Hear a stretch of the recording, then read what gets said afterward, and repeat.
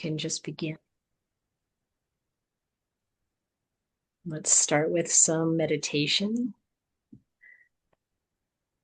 So find a comfortable position.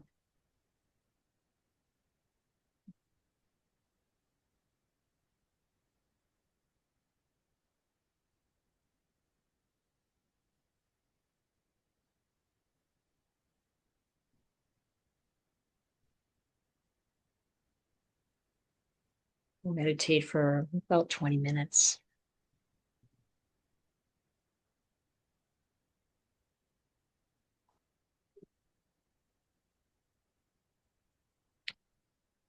When we settle ourselves into meditation, then we have some choices we can make about, what kind of meditation we want to do.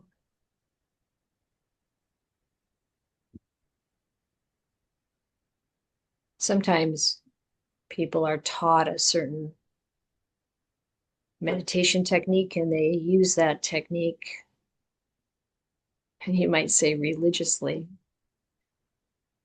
and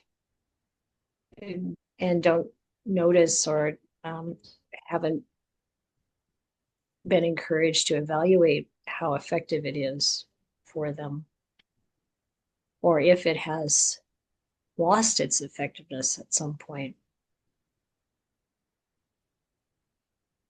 But that's good for us to do, to be aware of the reality that the conditions in our life continue to change, even from day to day or from moment to moment. So when we begin to meditate, we want to, or start our meditation, we want to reflect a little bit on what technique or what meditation object, what approach is really good right now. Sometimes it's to really calm the mind and the body. Sometimes it's more valuable to use the meditation time for reflection on Dhamma.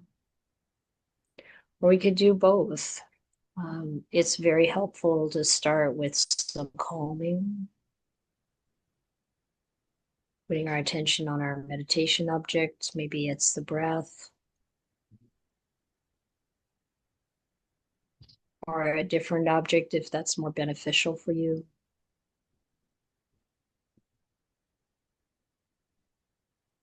But it's good to have a practice of being able to calm down.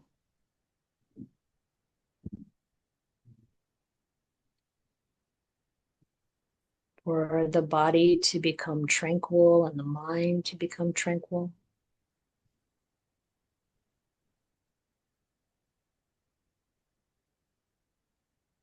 And the method I use is the mindfulness of in and out breathing. And I've been doing it for so many years that as soon as I begin, the body already starts to become calm.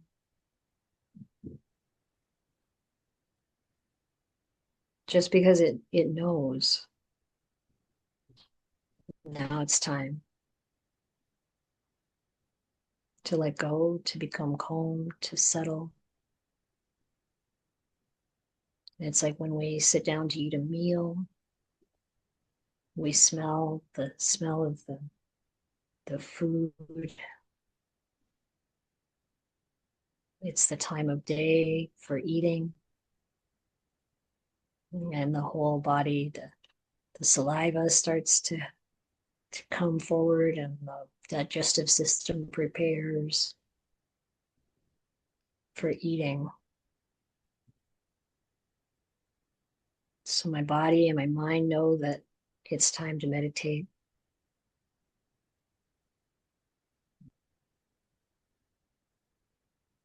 And it calms down.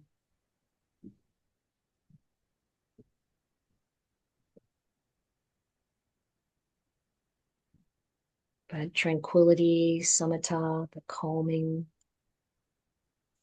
isn't the end goal. of meditation, of practice, but it's an important component. Part of the 7 factors of enlightenment.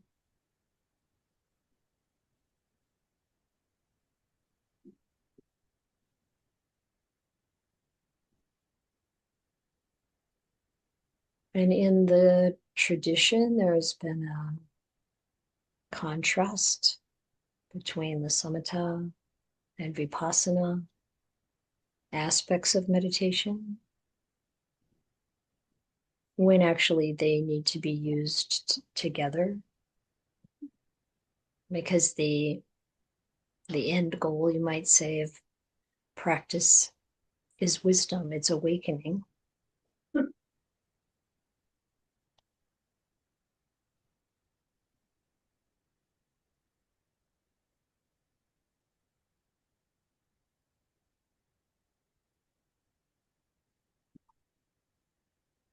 And so we also want to be able to reflect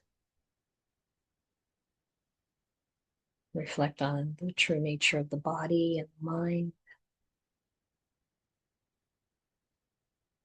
the khandhas, the sense spaces,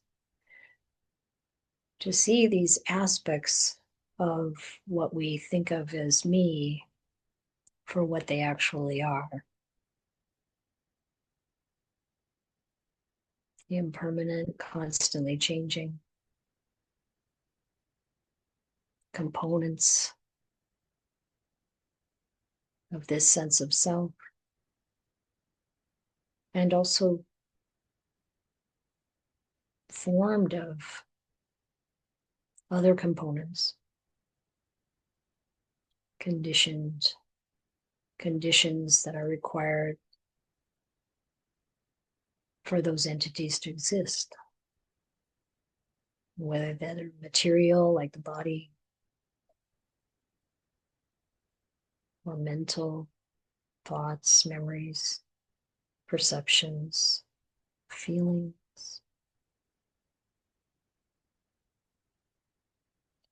Seeing them for what they are.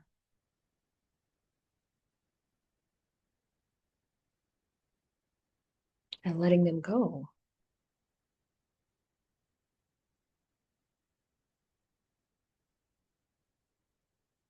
Because when we come to the end of our life,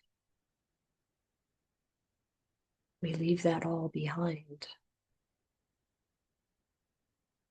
The body, certainly.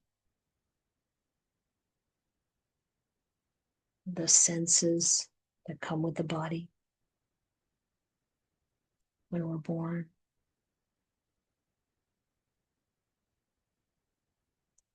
The way the mind works on an intellectual level, the mental processing.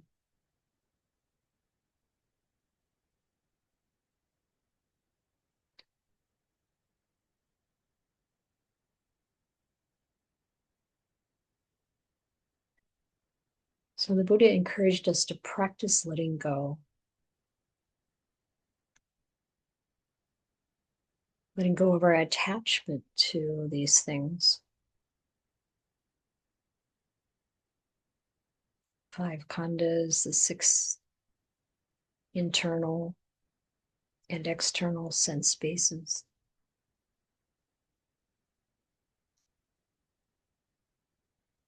Letting go of the elements. So how do we do that? How can we practice not depending on the body, our sight, our hearing, our taste, sense of smell, touch, and so on? How do we practice? So one method that I like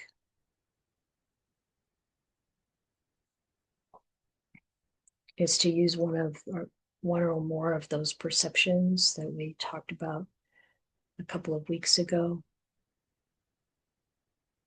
Oh, maybe it was last week, from the Girimānanda Sutta.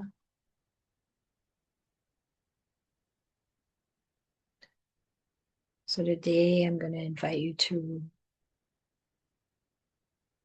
really take in this way of, in this present moment, experiencing what is peaceful and sublime.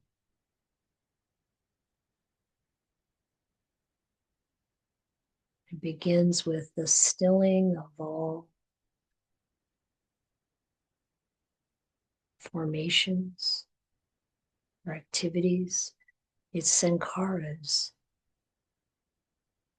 Sabba sankhara samato.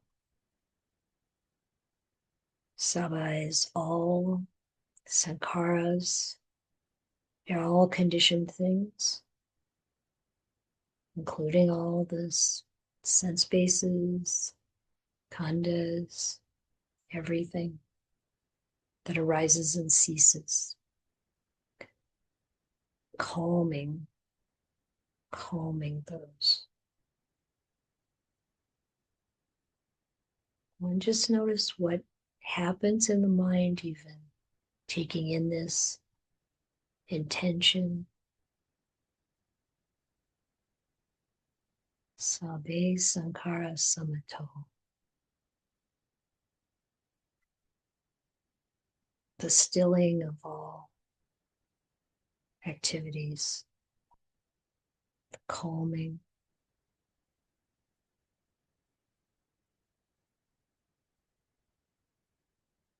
We don't even have to think about what they are, just that feeling of setting it down, calming.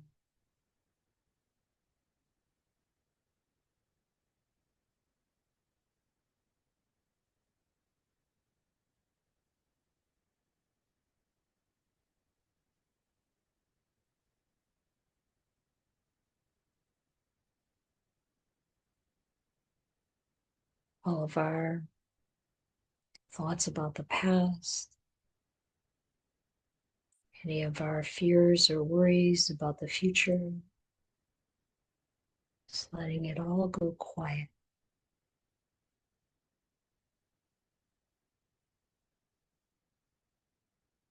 It's just thinking,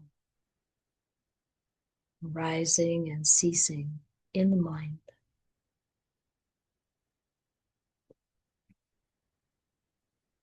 So even as we intend to let it all go calm, whatever comes into the mind, we can just observe it, knowing it's there without engaging in it, without getting involved. As we observe it, we can bring that sense of peacefulness and calm to it.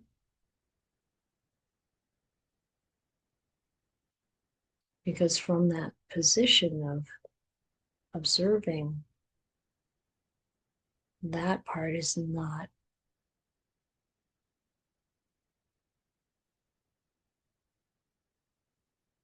active. It is calm. It's not caught up in the sankharas.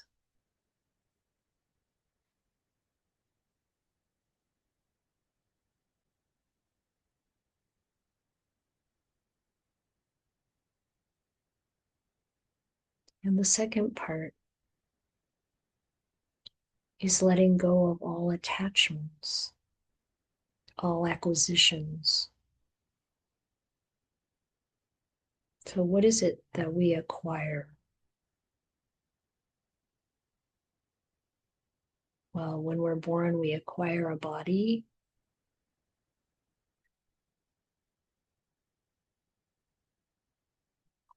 And our senses. We acquire the conditioning of our culture,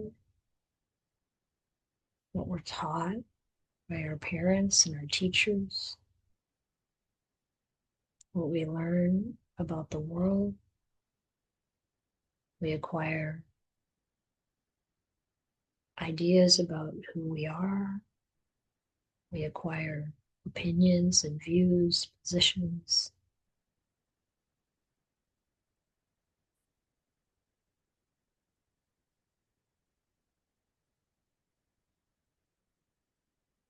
Can we practice letting them go? Letting go of anything we think of as self, me, or mine. Just now in this present moment. Noticing how it feels to let it go.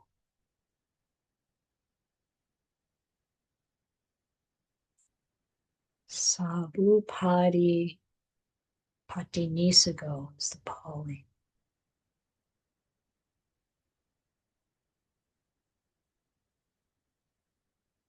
Saba again, Padi, all these things we acquire.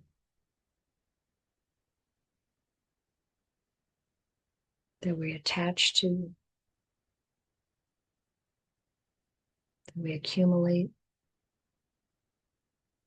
Patinisago is letting go, giving up, giving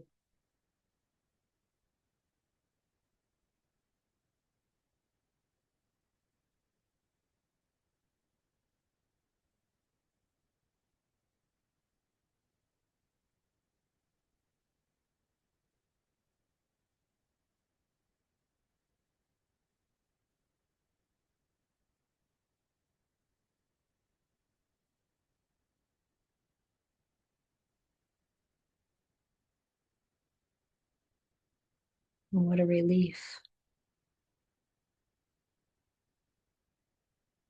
And then again, just that thought, that intention to let go of what we think is ours can cause the mind to bring up attachments into our mind. Kind of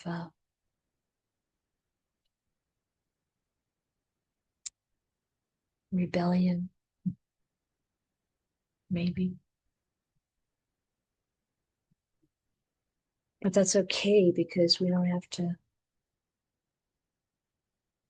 to take the bait.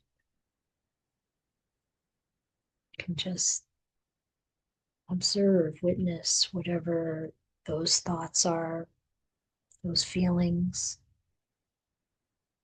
Knowing that thoughts and feelings arise out of causes and conditions established already in the past.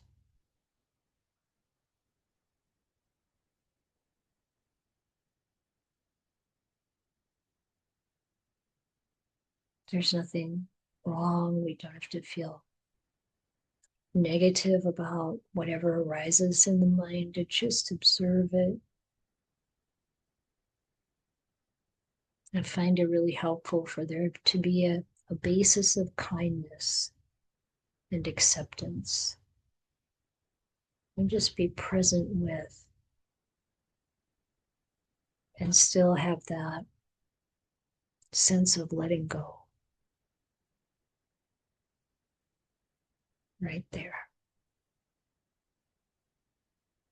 Not forcing, not trying to get rid of,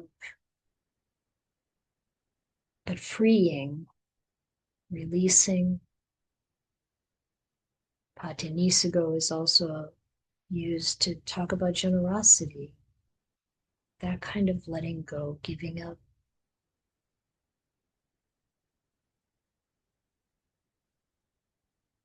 This is peaceful. This is sublime.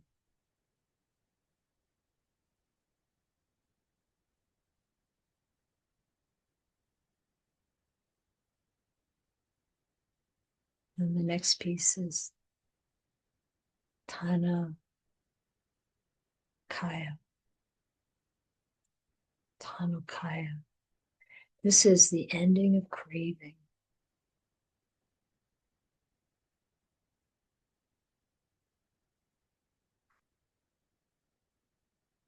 To end craving, to really let go of it.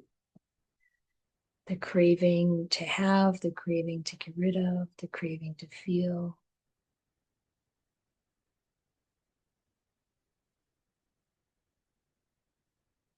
Here in the present moment.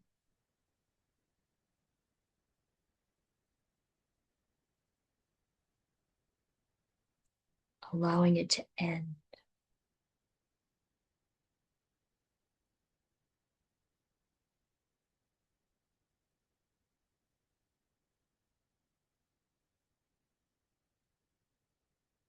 And how does it feel?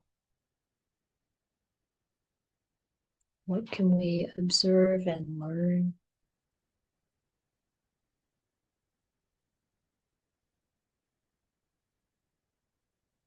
in this moment?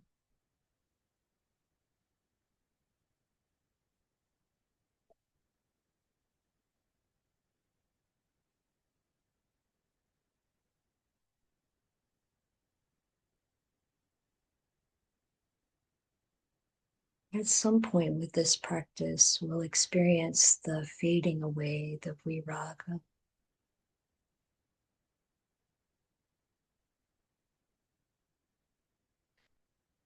losing our interest or our delight or our anxiety and fear that causes us to grasp and to cling, to try too hard.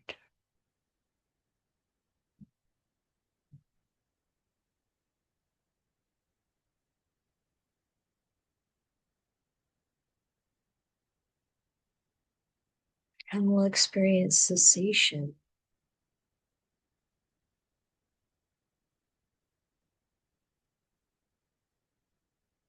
the ending of craving, the real letting go that leads to freedom, to nibbana.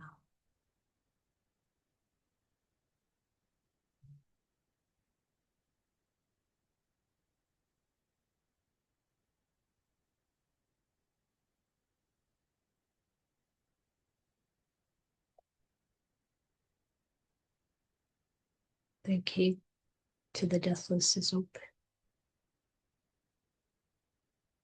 It's experienced here and now in the present moment.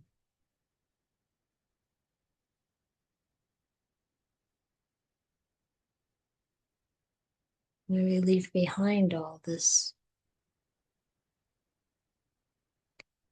formation, this idea of self and what it is, what it wants, what it needs, what it wants to get rid of,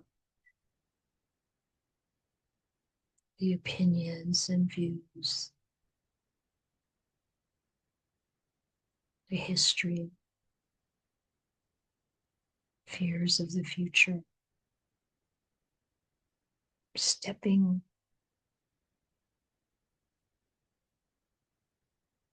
outside or through the doorway to what doesn't change, is timeless. But we don't conceive of it, we just experience, just open.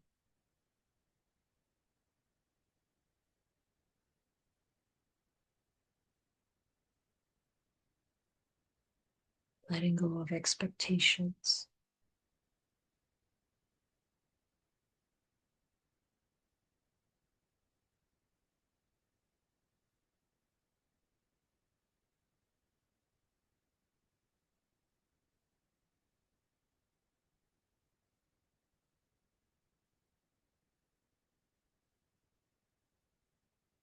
Just aware and present here and now.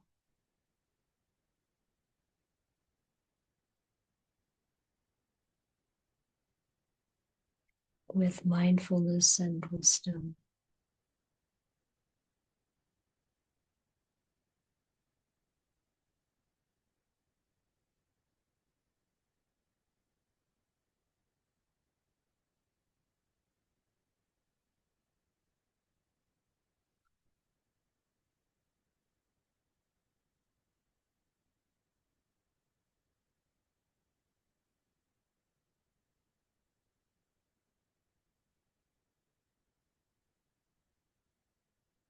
to know for ourselves the boundless freedom from suffering.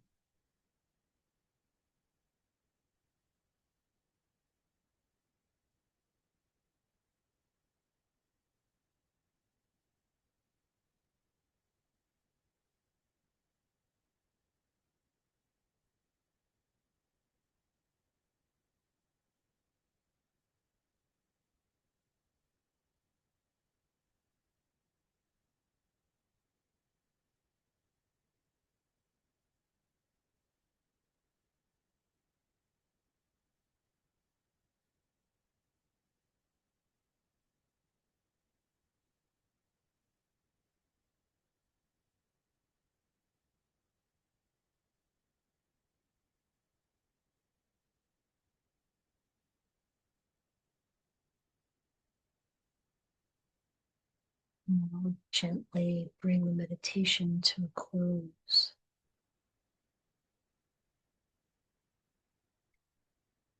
And I hope you come back to this again and again.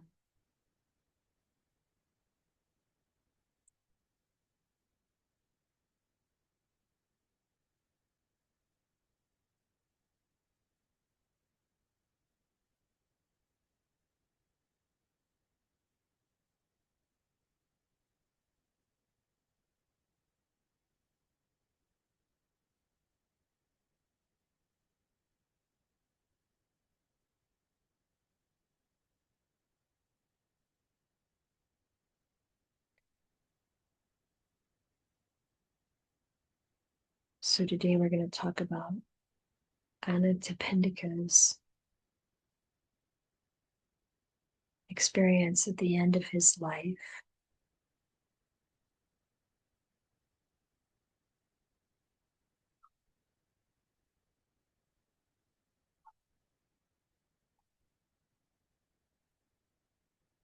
I'm going to share with you the document I created, which is translation, mainly based on Bhante Sujato's translation, but with a few changes.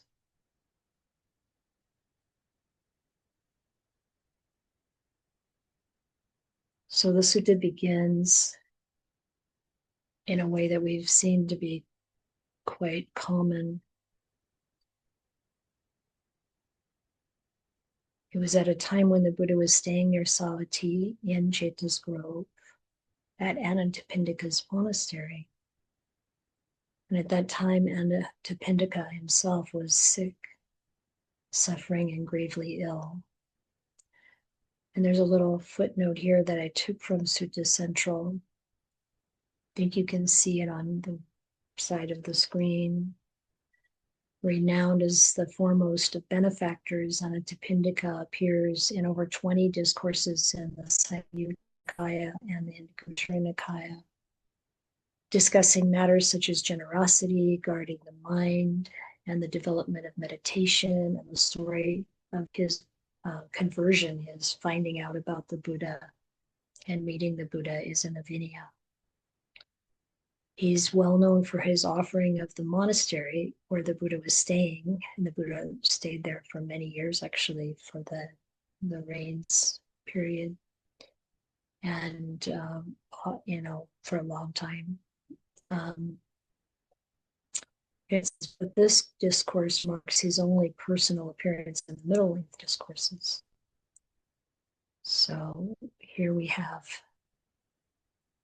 Anāthapiṇḍika being sick, gravely ill, and he tells one of his people there, please, worthy man, go to the Buddha and in my name bow with your head at his feet and say to him, sir, the householder Anāthapiṇḍika is sick, suffering and gravely ill. He bows with his head at your feet.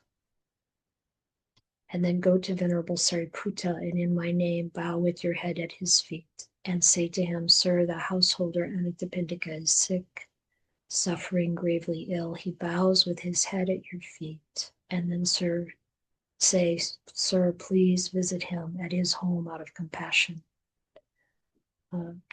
Using the translation compassion for anukampa is one of the changes I made.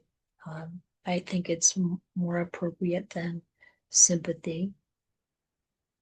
There are always a lot of options when one is translating.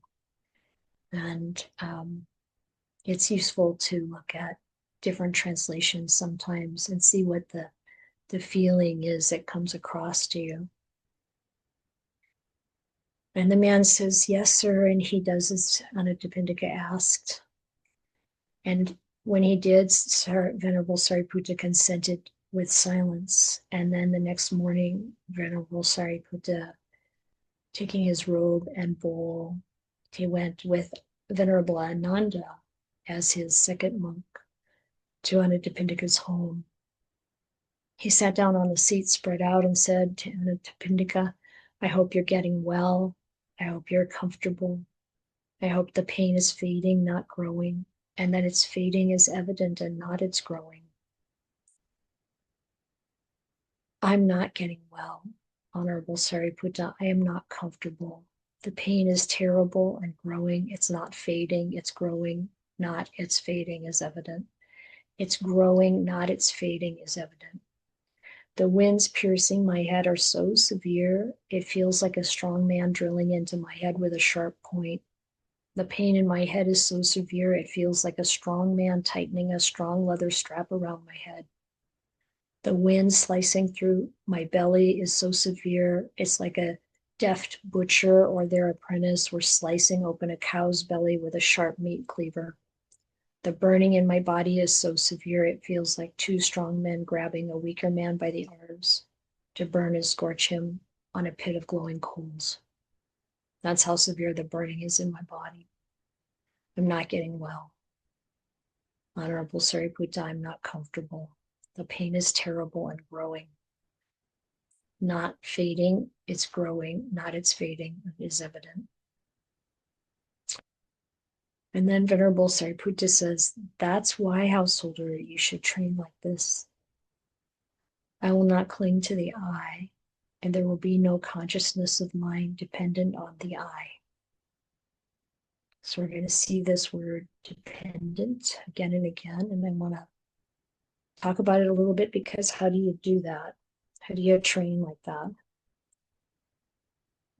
I'll not cling to the I, which I always found a little weird because we have two of them.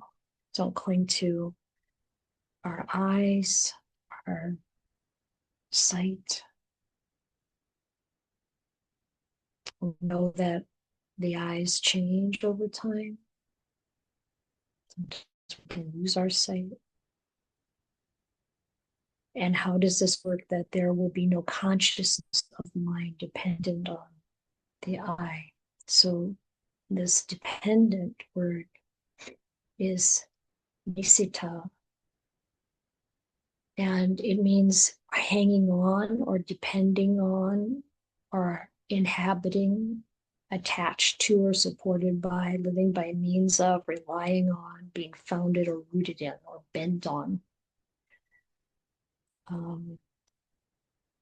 So it's like, how can I not be attached to the working of the eyes? Now, Venerable Sariputta realizes that Anāthapiṇḍika is dying, and how to practice as we're dying to let go of these aspects that are going to be dissolving, we might say, as we die. The clinging to them, the wanting things to not change is where the suffering is. And then you should train like this. I will not cling to the ear. There will be no consciousness of mind dependent on the ear. And what kind of consciousness are we talking about here? So in this sutta, we're going to see that word consciousness, vinaya, no. Okay, I can't say it right now. Vijnana is going to be used in different ways here. So as we look at the different ways it's used, then we can start to consider, like, what is the what is Venerable Sariputta talking about here? What consciousness? So Anāthapiṇḍika is still conscious, right? Just like we're all conscious right now. And, there's different ways that the consciousness manifests or the way it gets directed. But if we just think in terms of like, I'm not going to attach to or depend on my hearing, my nose, my ability to smell, my tongue, my ability to taste, I'm not going to cling to the body.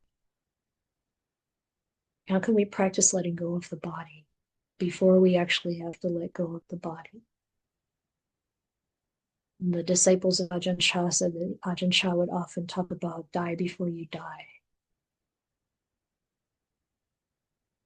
And he would ask the monks, did you come here to die?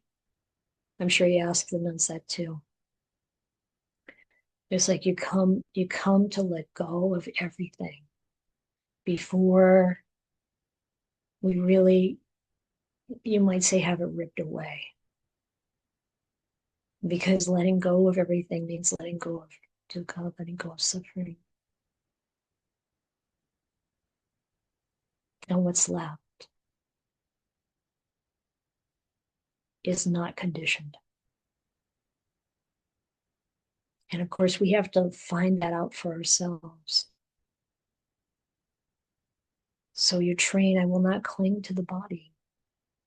And there will be no consciousness of mine that's attached to or dependent upon or clinging to the body.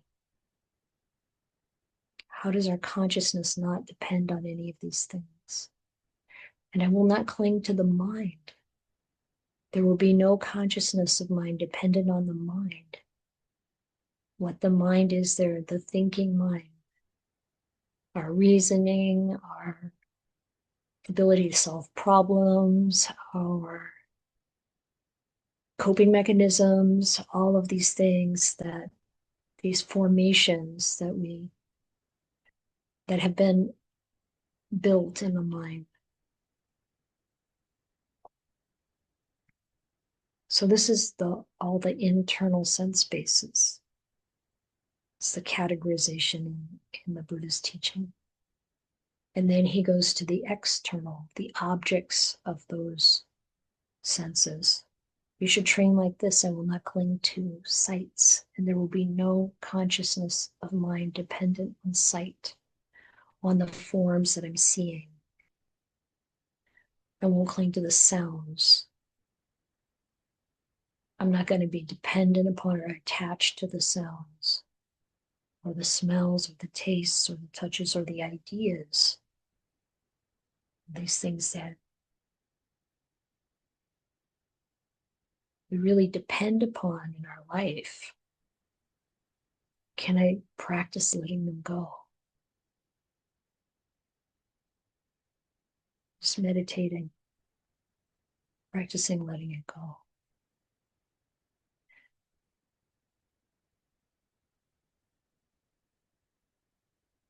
And then Venerable Sariputta continues. So there's this formulas in the presentation of the Dhamma where you have the sense organs and you have the sense objects, which we've just gone through. And then we have consciousness related to those sense organs. And those three together make it possible to have contact. So now we're going to see him go through, you should train, I will not cling to I consciousness. And there will be no consciousness of mind dependent on I consciousness, which can just sound like some kind of gobbledygook if you really want to look at what does this really mean. The I consciousness is consciousness coming through that sense of sight, that sense of using the I, seeing an object, and the consciousness making sense of that. That's sense consciousness. And whether it's, like we've been talking about the difference, as Ajahn Sumedho does, about sense consciousness versus kind of conscious awareness. or being conscious, the sort of a, well, we could probably try to talk about it in different ways, but one way I think of it is that it's just consciousness. However, when we're seeing, the consciousness comes through that sense of sight. So that aspect of consciousness comes and goes because we're not seeing things all the time. The same with hearing, the ear consciousness comes and goes, depends on what we're paying attention to. The nose consciousness, the tongue consciousness, the body consciousness, the awareness of what's touching our body and what we're feeling, what we're sensing through the body. And mind consciousness, the consciousness that's making sense of our memories and our ideas and our fears, or the things that we get concocted and brought to the surface of the mind. There will be no consciousness of mind dependent on the mind consciousness or on any of these areas of sense consciousness. So that consciousness of mind, it's like, well, how can it be mine if there's no me? But the way I think of it is there's something that's there that stays. But there's a consciousness there that's always there. Even when it's not coming through the sense of seeing, hearing, smelling, tasting, touching, or thinking. And whatever there is left there, that consciousness, as I pass away, I don't want it to be dependent on having to go out through the senses. And we can practice this when we meditate. We don't have to let the consciousness go out through the senses or even engage in what's coming up in the mind. Instead, we stay in awareness, which is much more like that's what's really going to continue.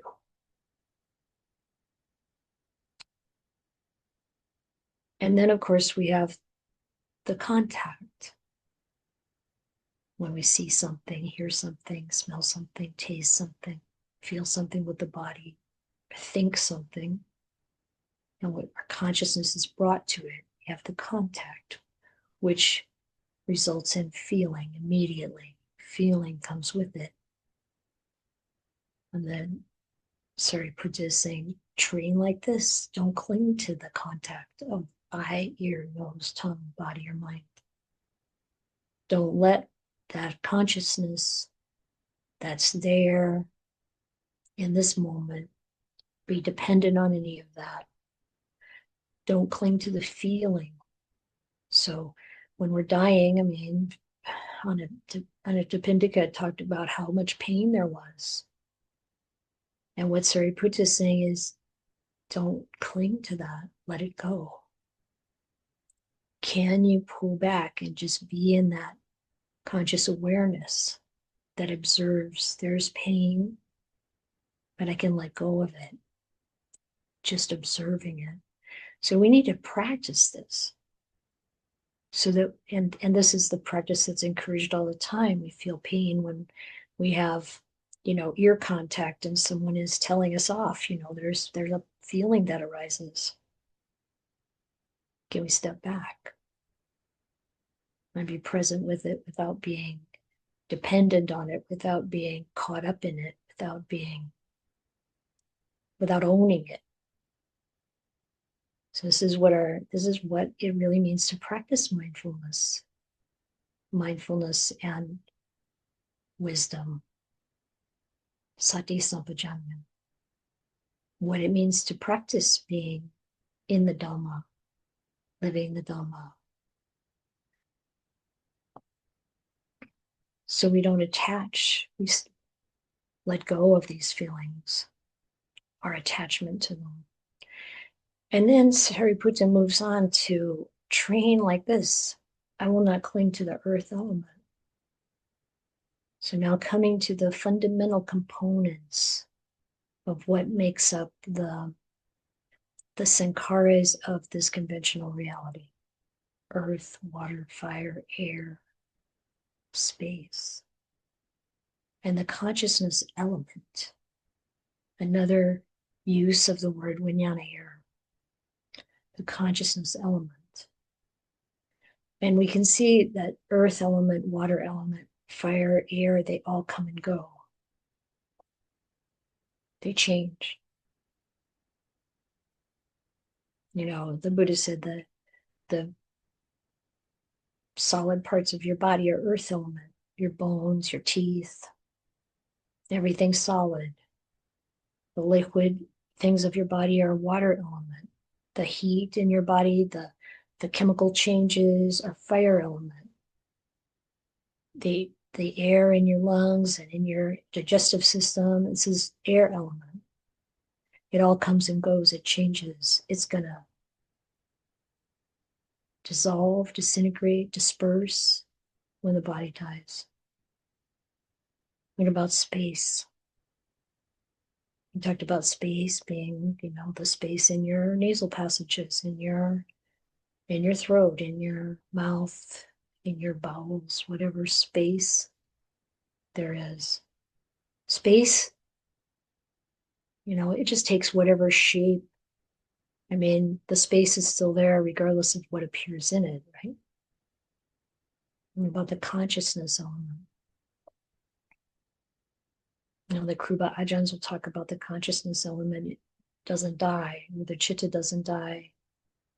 Consciousness is, it doesn't arise and cease. It doesn't die because it was never born. I feel like whatever that is something we well, they say too, of course, too, and the Buddha said too, this is what we have to discover for ourselves. No one can teach us that. If we just pick it up as a belief, it doesn't free us. Our freedom from suffering comes by our own discovery. So when you're meditating, see if you can let go of everything down to what just doesn't go away, like your consciousness. Open the mind to being in that space where you don't know anything, you're not expecting anything, but you're open to witnessing what's really there. That doesn't change. And in my experience, that's where insight arises.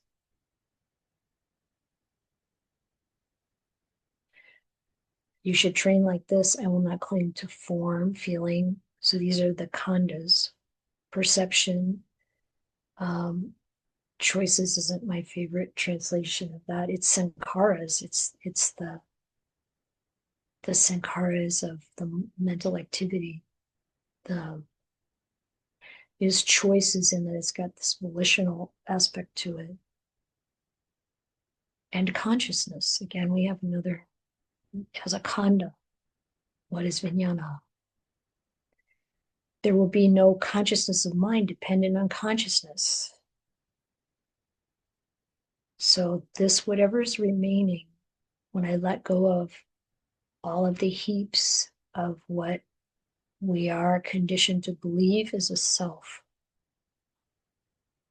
is not going to be dependent upon these conditions that we believe are self.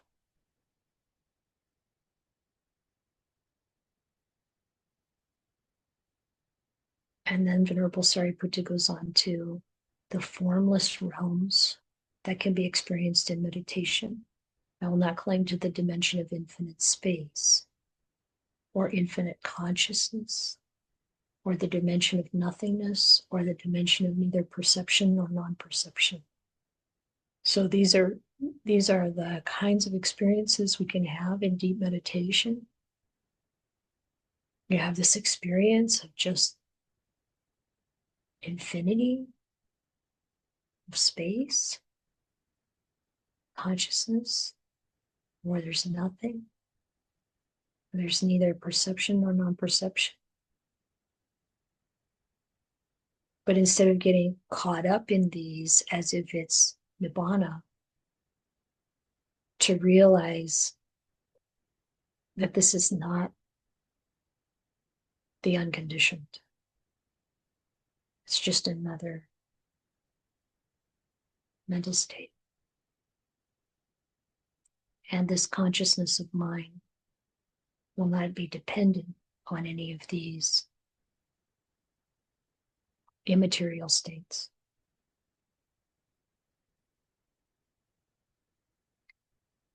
And then you should train like this. I will not cling to this world. And there will be no consciousness of mind dependent on this world. So, like some of the final fetters to fall are the wish to be reborn in this world, in a material realm. It could be a heaven realm with fine material.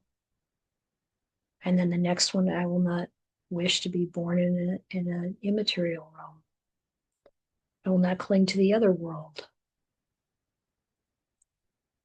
Albeit there will be no consciousness of mind dependent on the other world. So this is not, the Buddha wasn't telling us, set your sights on going to heaven, even though that's better than, the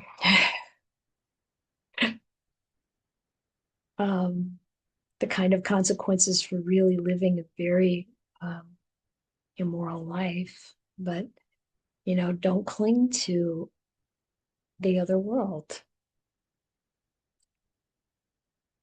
Don't depend upon that. I will not cling, and I will not cling to whatever is seen, heard, thought, known, attained, sought, and explored by the mind. And my consciousness will not have that as support. This is about letting go of everything. Letting go of everything, because what's left is not something we can let go of, because it's also something we can't cling to. It's just there. That's the idea. What's just there that you can't cling to and you can't let go of, because it's just there. It's just the basis, the reality of what doesn't change.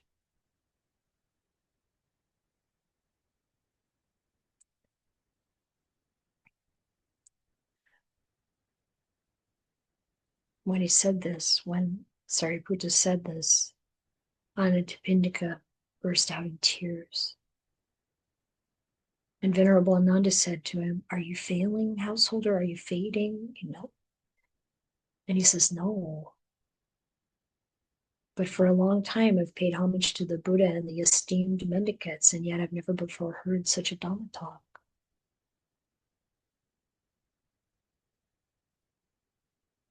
And Venerable Sariputta says, "Householder, such Dhamma talk does not strike when teaching white-clothed lay people. Rather, it strikes when teaching those gone forth." And it's valuable to look at what that means. There's a footnote that I don't see here. Venerable Sariputta. I think I put it below. Just a second. Sorry. The verb there is patibhati, the spontaneous striking of inspiration.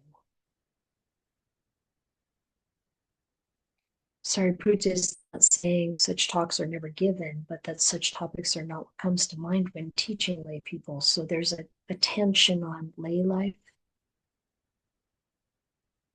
That sometimes, of course, it doesn't matter if you're lay or monastic. All of this applies. And the Buddha knew that, and Sariputta knew that. But I think what he was saying is, very often problems of the world, the lay life is what is coming forward from the teachings. But this patibhati is what comes to mind, what occurs, what inspires. Like literally, it means to shine back. So what comes up when someone is going to give a Dhamma talk? But I'm glad that there is that clarification, because I don't think it's helpful to think, oh, I'm just a lay person, I can't really practice the way, whatever. I think it's really helpful to let go of that kind of thinking. Use the Dhamma and just go for it. Like Ajahn Mahabua said, just take what you have and scramble up the mountain.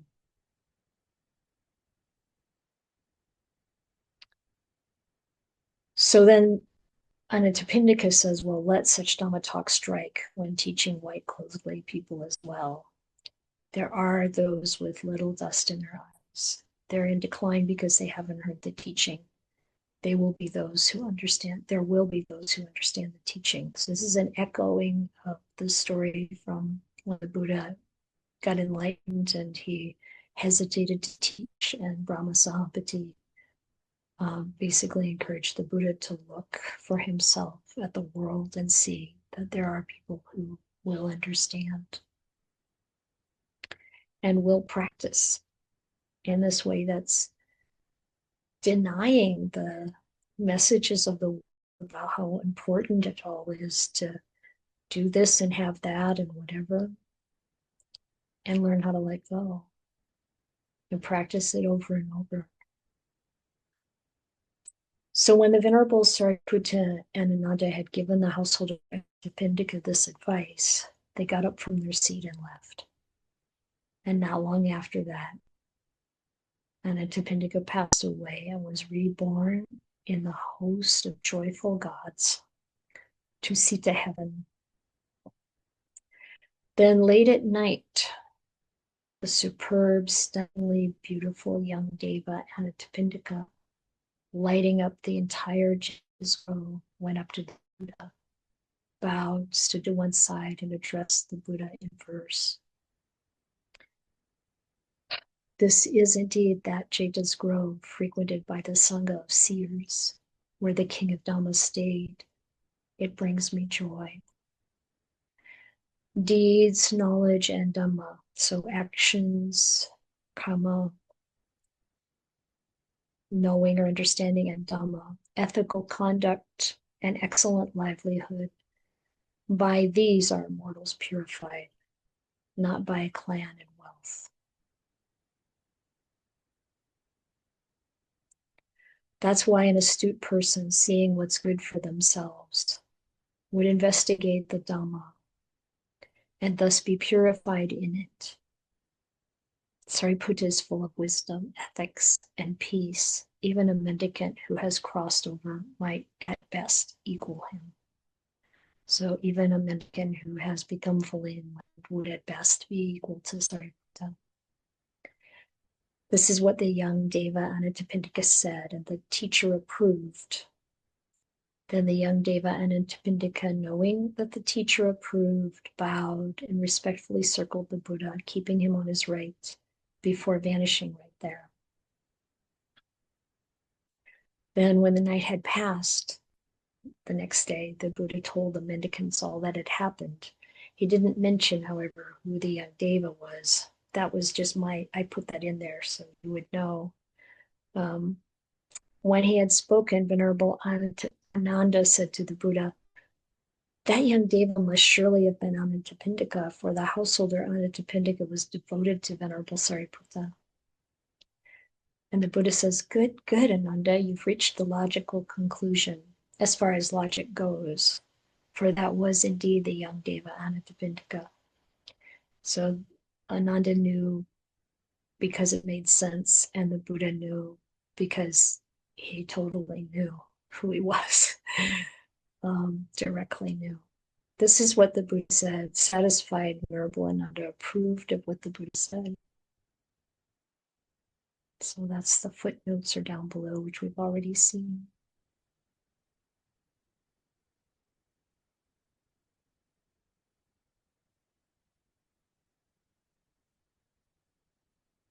Mm-hmm.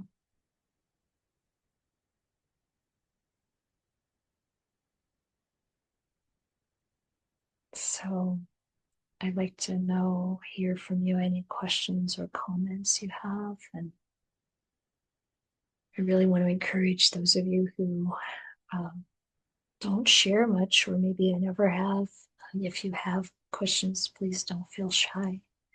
Anything that you say here can be taken out of the recording anytime. We always ask at the end, so feel free to offer whatever you'd like. Linda? Thank you. No matter how many times I've heard about sense consciousness, it still trips me up. At least, I guess, the way I understand it or misunderstand it. Like if it's making sense of what the input from one of the sense organs, it seems like an automatic process to me.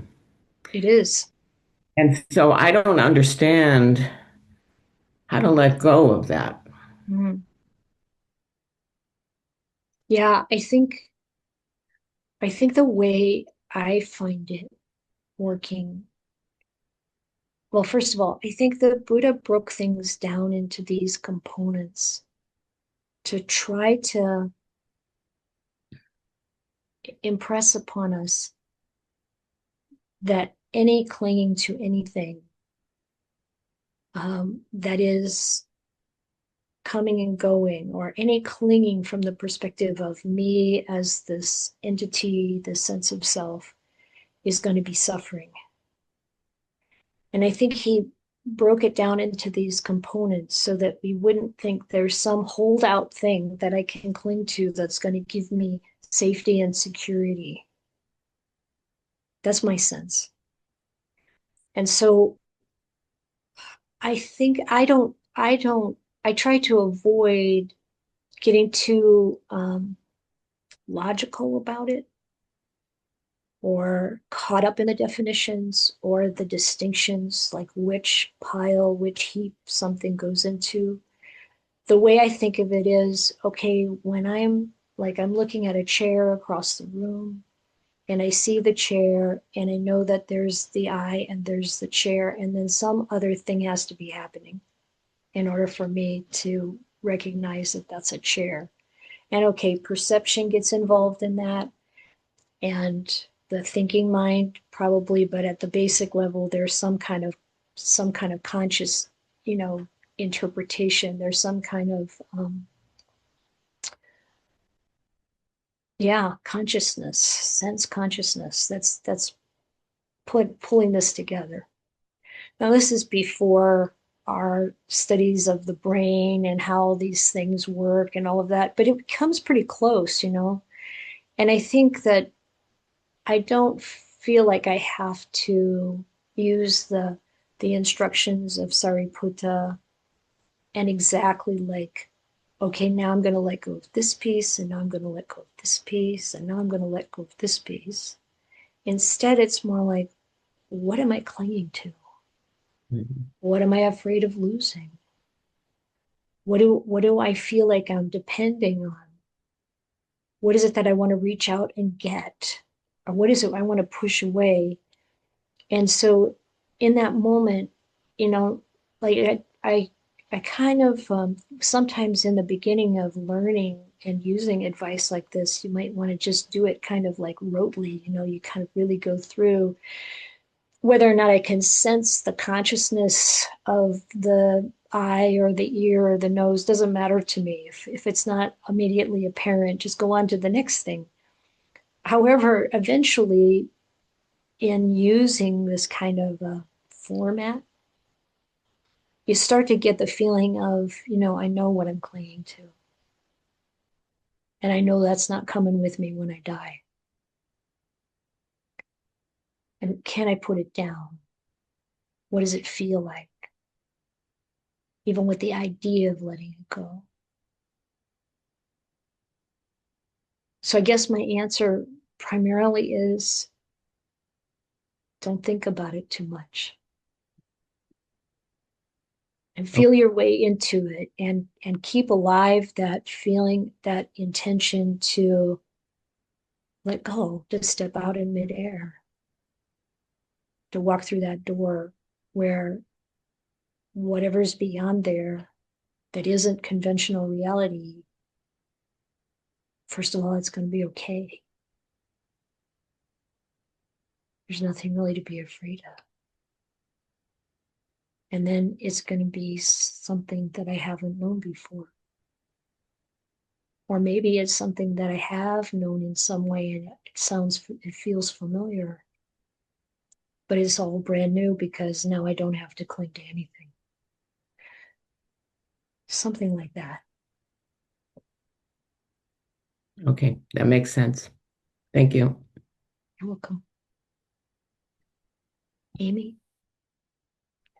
Hi, thank you for the beautiful sharing. And it's funny, I feel a little nervous to share, but I'd like to.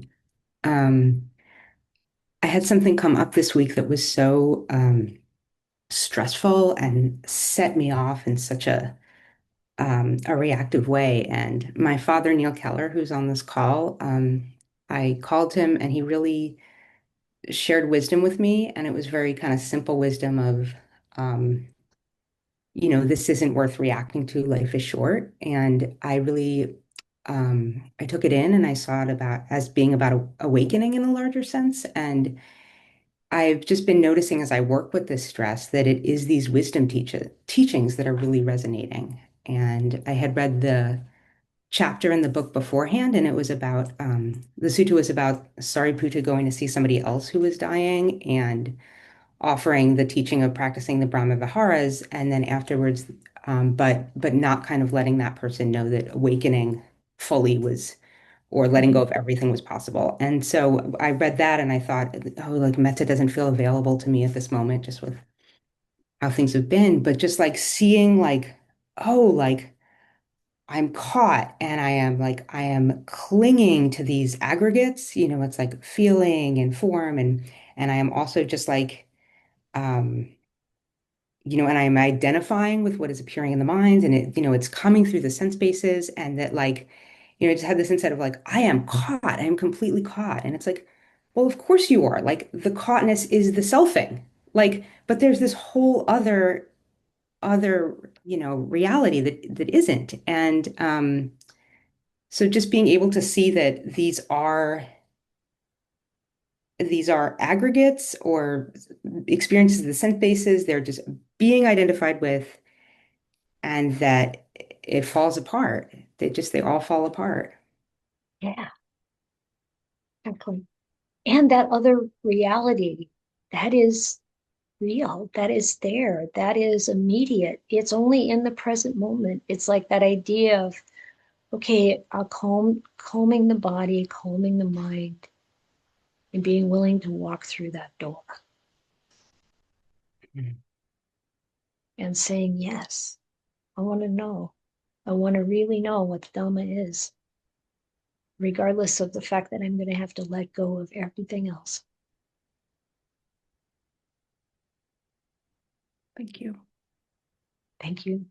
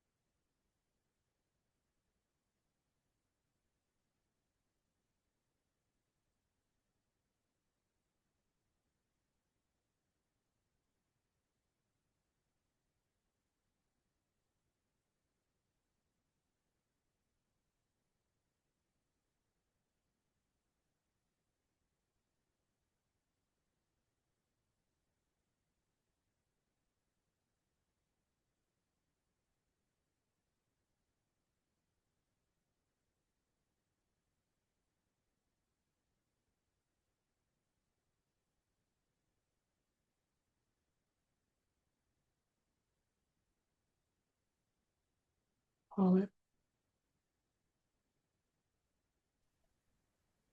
I heard you say consciousness is always there. Can you explain that for me? I think the better way to approach it actually is to investigate what's always there.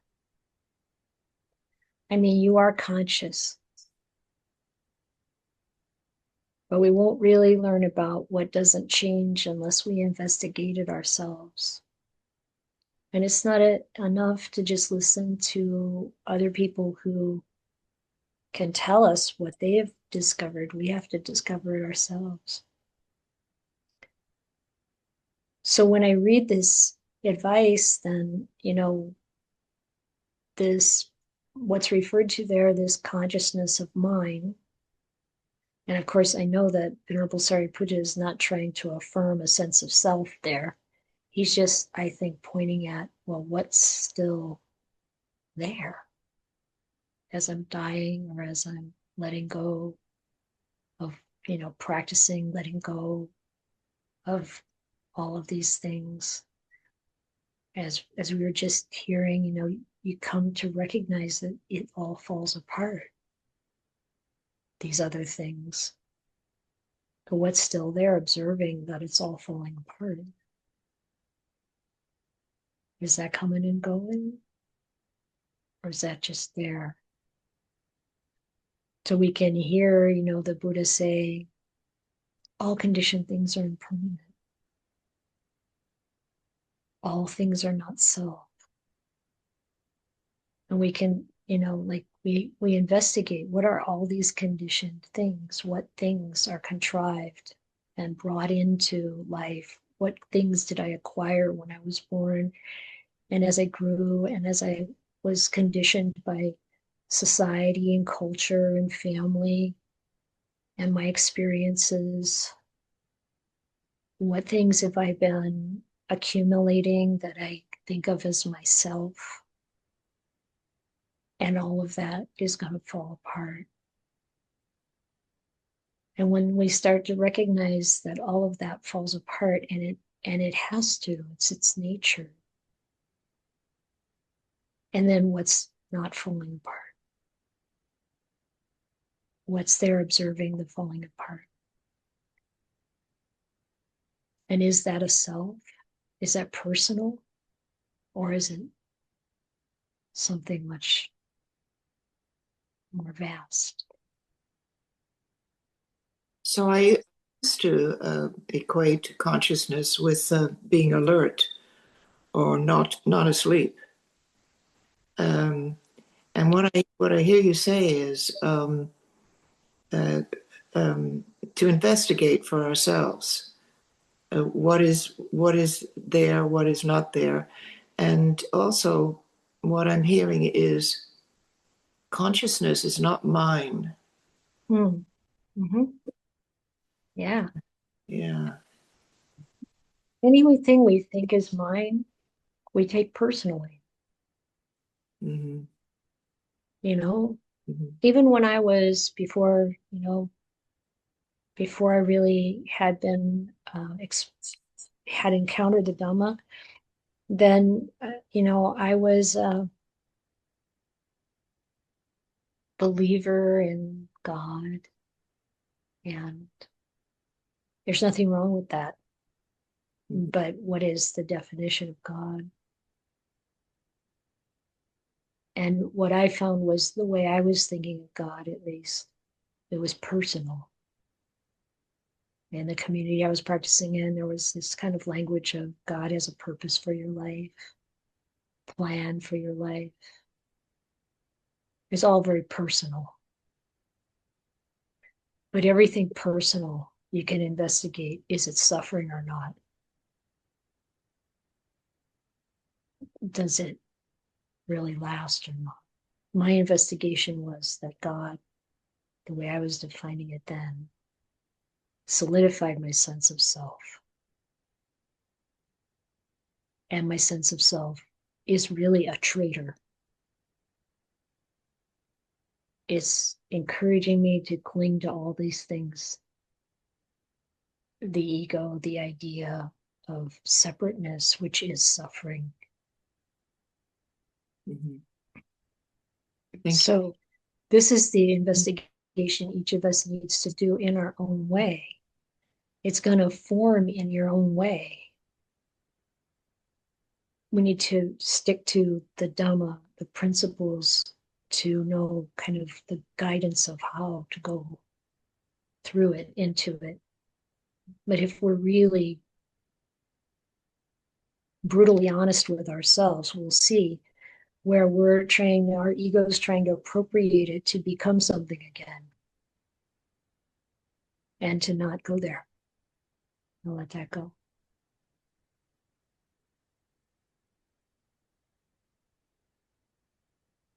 Thank you all. Peg? I believe at one point, I don't have it in front of me. Sariputta talks about letting go of your consciousness of consciousness. And I'm a little confused about how consciousness is used. There's the awareness. I mean, I understand the awareness that is present, and you can see like when you let go of something, like when some knot comes apart. Amy's description was very good about you can see it dissolve. There's that awareness, but then there's the consciousness you have to let go of. And I wondered if the vijnana, as in the aggregate, when it's described as one of the aggregates, includes all the sense consciousnesses that were listed prior. And also if that is sort of is it a different word that's used? There's more of I know the awareness because I can feel it and experience it, but I don't think that it is the consciousness. Which consciousness is which? I think you actually have it sorted out. It's like, I think what's useful is to recognize that vijnana is used like many of the words we have in English get used in different ways. We know by context. And when we talk about sense consciousness, we know that situation, that experience of the senses comes and goes. Right.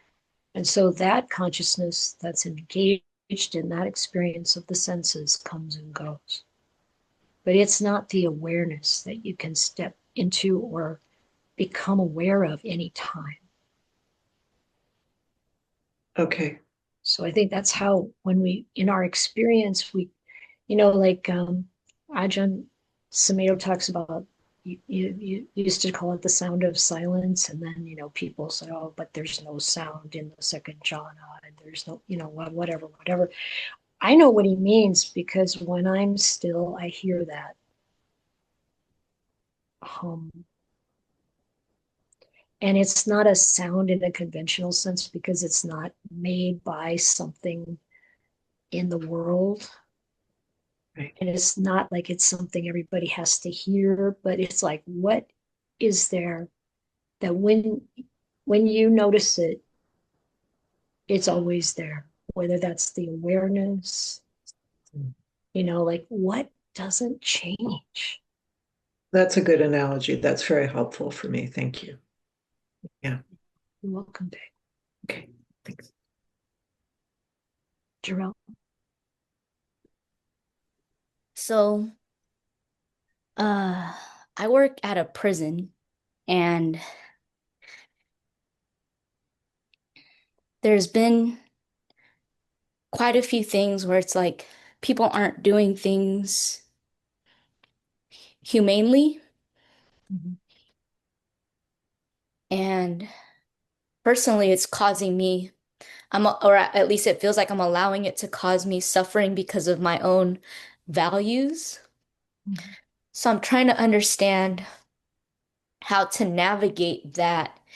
My whole choice right now is just to leave, because actually saying things in those environments could put you in harm. Yeah.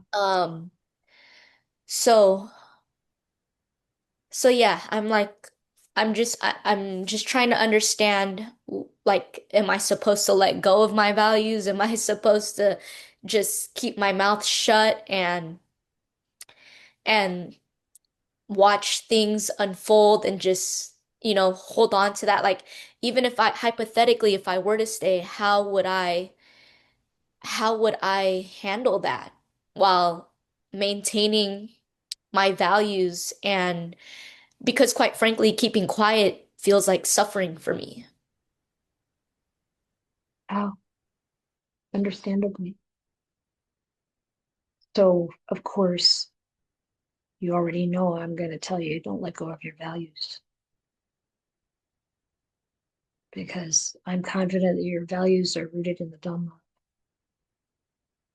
To be kind, to not harm, to not kill, to not be cruel. And of course, there's a tremendous amount of suffering coming along with all of that. And it is suffering to be in that environment where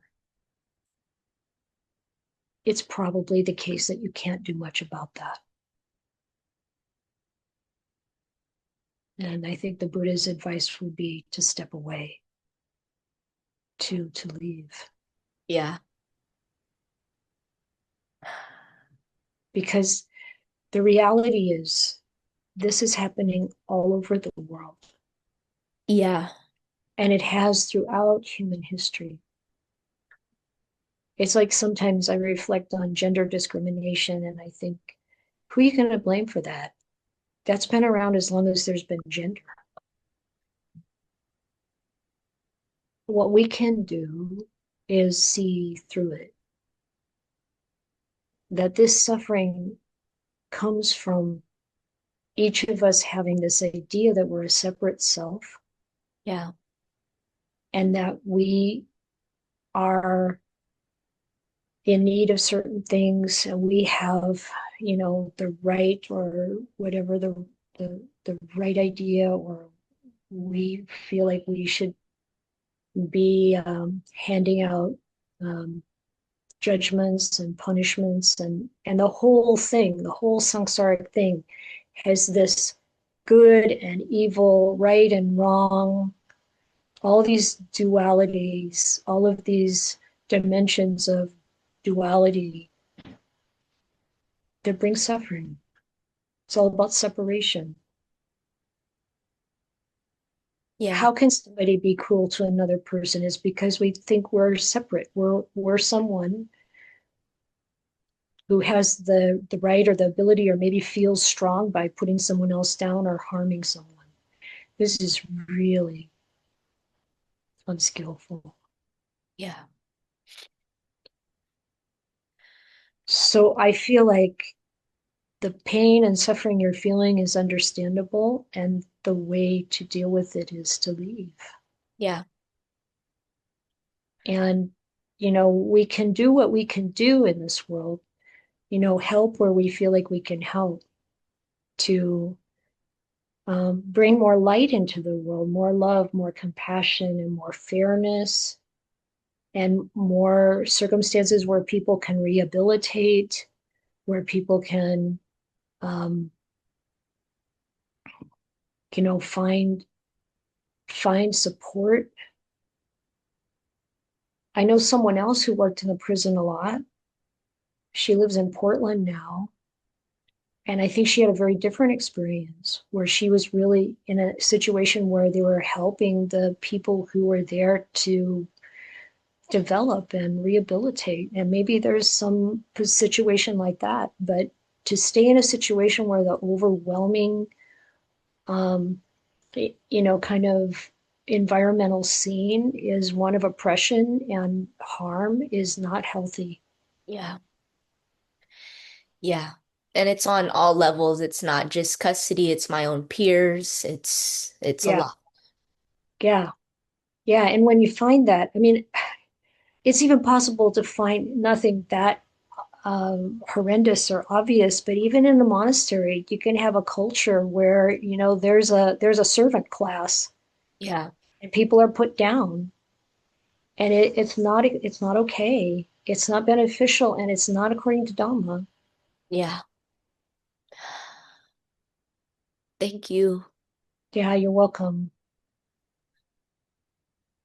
Yeah. You've got the strength, Jarrell. You can do it. And you can find a situation where it's not like that.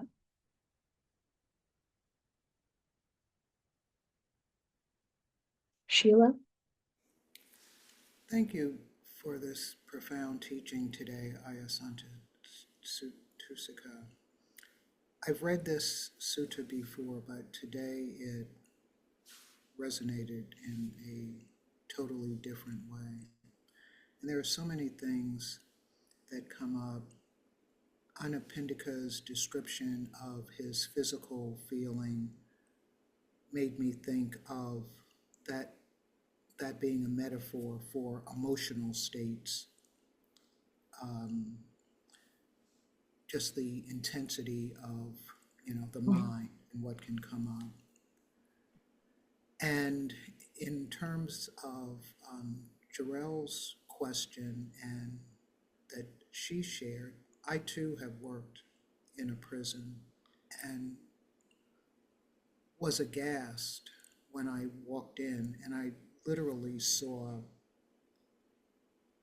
myself in others. These are other people's sons, daughters. Yeah. And it was very difficult, and to watch and not have an opportunity, or again, would put myself in harm by saying, Yeah. I can't go along with this. And certainly had made a decision to leave. And I'm just finding that even in applying the Dhamma, there are so many external situations that I just don't have the bandwidth for Yeah. and anymore. And I think that's the falling away. I moved out of New York many, many years ago, and due to my father's passing, I'm back there quite a bit and seeing the interaction of individuals and people. And I'm no longer a proud native New Yorker, so to speak. So I'm just seeing how the Dhamma is playing out in my life and in the different ways that letting go is showing up. Yeah. Yeah. And we need to remember that everybody's situation is a bit different. And the Buddha said, when you're in a situation where your wholesome qualities are decreasing and the unwholesome qualities are increasing, it's time to leave. Well, that's a great way to evaluate it, because he didn't talk about circumstances, what constitutes abuse, what doesn't constitute abuse, what anybody else is doing. That encouragement to really look at ourselves and be honest about what we see there. And it's not self criticism or judgment that we're looking for. It's like, what is really helping me, supporting, what is really, in what kind of environment can I thrive in the practice, and in what kind of environment can I not? And what can I do to change this if it's not thriving? Instead of blaming outside, because the reality is, like I said, there is hostility, there is anger, there is cruelty, there is harmfulness, there is abuse. This is going on all the time. War, all kinds of things we see in the world. And we have opportunities to lean hard against that to help, and we should use them. But we also always have to keep that watch on our own mind. How can I help be a light in the world and not bring more anger and resentment and negativity? Again, especially in this culture, we so easily fall into self-criticism and judgment, blame either externally or internally. But that's not the way to enlightenment. The way to enlightenment is to really observe what's happening in the mind and give it the right guidance and the right training. compassion and kindness.